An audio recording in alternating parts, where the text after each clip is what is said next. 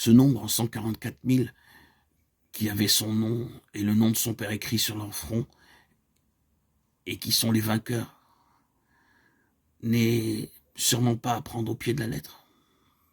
Pas plus d'ailleurs que le terme agneau. C'est un nombre porteur d'une définition, 12 multiplié par 12. C'est le gouvernement, le chiffre du gouvernement et la plénitude du gouvernement. C'est là, voyez-vous, qu'il faut faire à nouveau une distinction. Nous pouvons rencontrer plus tard une grande foule que personne ne peut compter, tandis que ceux-ci sont dénombrés. Ces 144 000 constituent une phalange bien à part. Notez certains petits détails supplémentaires les concernant. Rachetés de la terre, ce sont ceux qui ne se sont pas souillés avec des femmes, car ils sont vierges. Ne prenons pas ce passage au sens littéral, ce serait faire fausse route. Il est en accord avec l'ensemble des textes véhiculant ce sens particulier qu'on retrouve tout au long de l'Ancien et du Nouveau Testament, où le peuple élu de Dieu est vu comme un peuple vierge. La fornication en Israël consistait à entretenir des relations spirituelles avec d'autres nations, avec les peuples de la terre, ce qui veut dire qu'une séparation absolue d'avec le système spirituel animant ce monde avait été établie et maintenue. Aucun lien ne devait exister avec lui. De nos jours, c'est une question vitale. Allez faire un tour en Chine et si votre vie est en jeu, vous verrez si vous n'allez pas céder à la grande fornication, au grand dragon rouge. Actuellement, c'est une question de vie ou de mort. Voilà, ceux qui n'ont pas cédé, ils se sont gardés purs, ils ne se sont pas souillés, ils suivent l'agneau partout où il va. Le verbe suivre, dans l'original, est au participe présent, ce qui signifie qu'il continue de suivre l'agneau, parce qu'il en a toujours été ainsi. Cela est devenu une habitude, cette disposition est générée en eux, créée en eux. Ils se sont conduits ainsi sur la terre et ils continuent de le faire. Ces gens ne sont pas des intermittents dans leur marche avec l'agneau. Ils ne font pas partie de ceux qui avancent un jour et reculent le lendemain. Ils suivent l'agneau en permanence.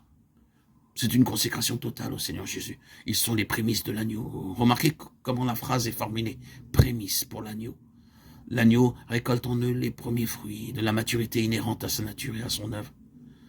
C'est en eux, premièrement, qu'il voit le fruit du travail de son âme et en reçoit entière satisfaction. C'est pour l'agneau, pour sa propre satisfaction. Cette expression pour l'agneau nous montre que leur conception du salut n'était pas gouvernée par un intérêt personnel ou qu'ils désiraient être sauvés pour être sauvés et jouir égoïstement du salut. Mais dans leur esprit, tout était pour le Seigneur, entièrement pour lui. Nous entrons dans une dimension bien plus élevée. Permettez-moi de vous suggérer que c'est à ce niveau-là qu'il faut tracer une ligne de démarcation. Des multitudes de gens, des chrétiens sont heureux d'être sauvés et s'arrêtent à ce stade-là. Le salut constitue à leurs yeux une excellente soupape de sécurité. C'est le ciel et la gloire en perspective. Mais pour les autres, la priorité majeure reste la gloire de l'agneau. Ils le suivent partout où il va. C'est pourquoi il est marqué pour l'agneau.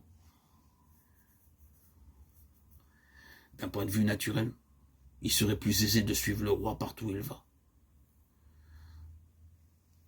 Dans les jours de sa chair, nombreux furent ceux qui le suivaient partout où il allait. Il n'aurait jamais manqué un rendez-vous, ne serait-ce que pour voir ses œuvres puissantes. Oh, n'a-t-il pas dit qu'il y aurait des pains et des poissons? En revanche, ceux dont nous parlons suivent l'agneau, ce qui veut dire qu'ils sont disposés à partager la communion de ses souffrances, à l'instar de l'apôtre qui fut le premier à utiliser cette expression.